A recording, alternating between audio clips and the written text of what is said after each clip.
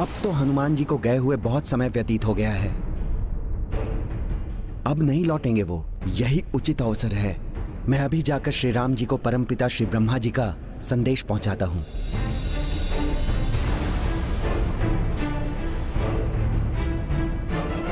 श्री रामचंद्र की जय।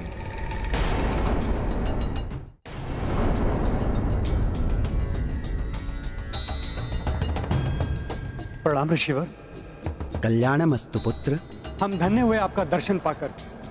कृपया अपना परिचय दीजिए। पुत्र, परिचय तो सांसारिकता का द्योतक है और ऋषि सांसारिकता से दूर होते हैं, अतः उन्हें किसी परिचय की आवश्यकता नहीं है। बस ये समझ लो पुत्र कि मैं परमात्मा का एक अंश हूं। धरती पर श्री राम जी के दर्शन लेने आया हूं। श्री राम जी के लिए महर्षि स्वयंभू का संदेश लाया हूं। प्रणाम ऋषिवर। धन्य भाग हमारे जो आप यहां पधारे। आइए।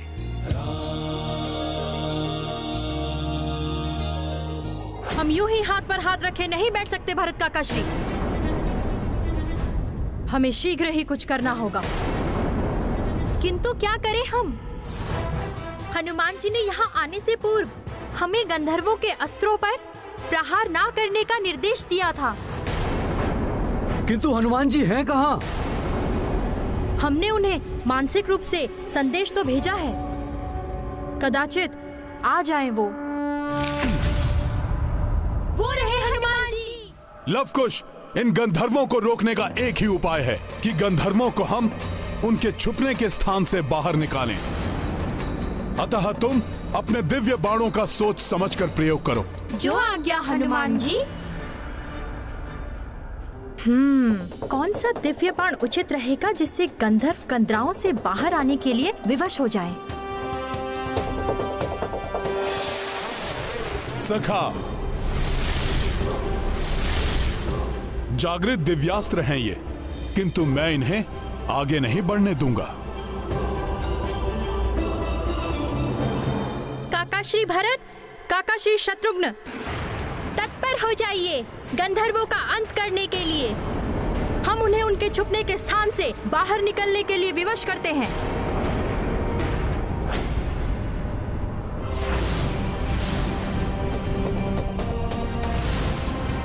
आग्नेयास्त्र प्रकट हो।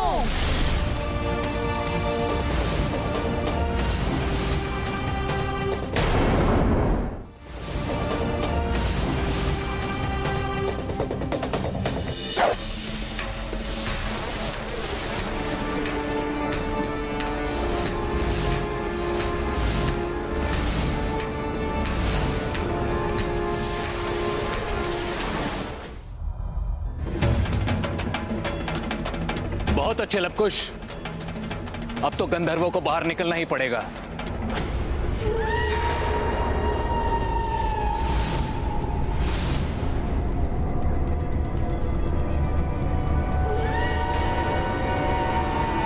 गंधर्व बाहर आ रहे हैं, लक्ष्य साधो।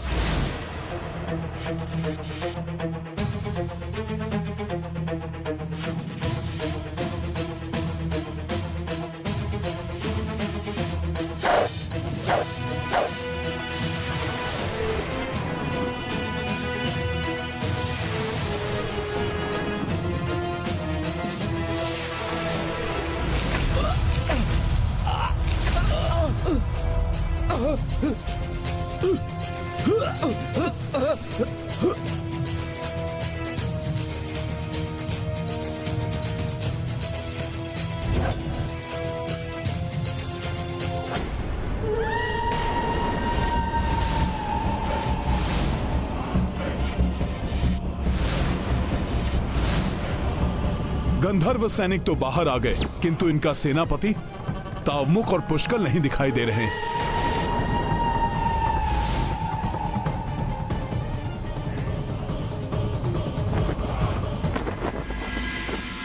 विराजिए ऋषिवर।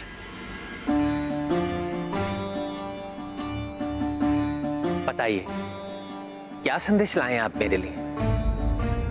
और ये महर्षि स्वयंभू कौन है?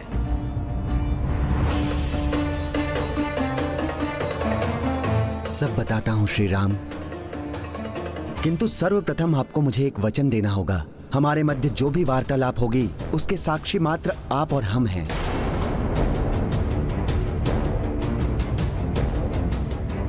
अन्य कोई भी इस बात को ना सुने।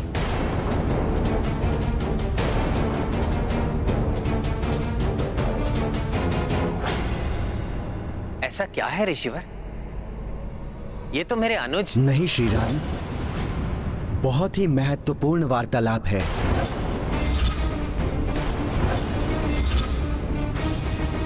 और हमारे इस वार्तालाप में हस्तक्षेप ना हो, ये निश्चित करने के लिए आपको ये विधान लेना होगा कि हमारे वार्तालाप में कोई व्यवधान उत्पन्न करे तो आप उसे मृत्यु दंड देंगे।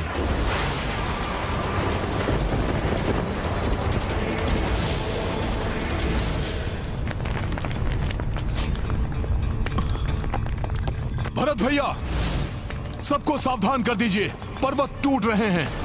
बस प्रहार रोक दो।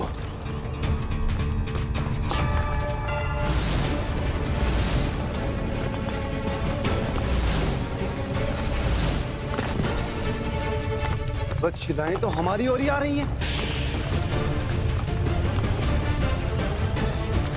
इन शिलाओं को तो रोकना होगा।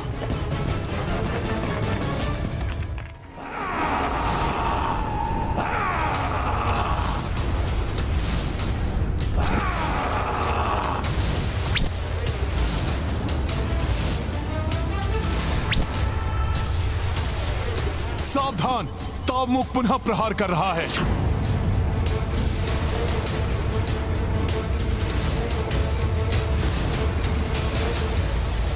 भैया पुष्कल,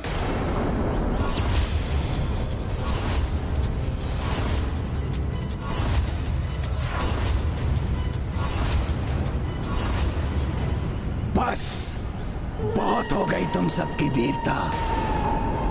स्मरण रखो, तुम्हारा राजकुमार पुष्कल मेरा बंदी है, जिसे कैकेयी राज्य में ही गुप्त रूप से भूमिगत करके रखा हुआ है मैंने। यहाँ का राजा युद्धजीत भी उसे ढूंढ नहीं पाएगा। कायर एक बालक को ढाल बना रहा है। चिल्लाओ मत, तुम्हारी छोटी सी भी भूल पुष्कल के जीवन के अंत का कारण बन सकती है।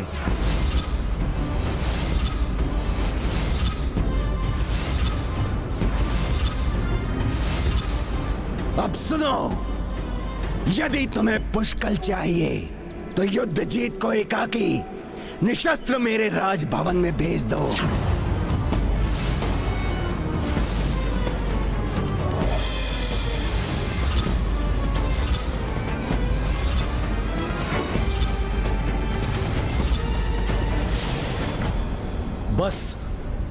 बस भरत, मेरे कारण पहले ही आप सब पर बहुत संकट आ चुके हैं। मैं नहीं चाहता कि पुष्कल या किसी और पर अब कोई और संकट आए।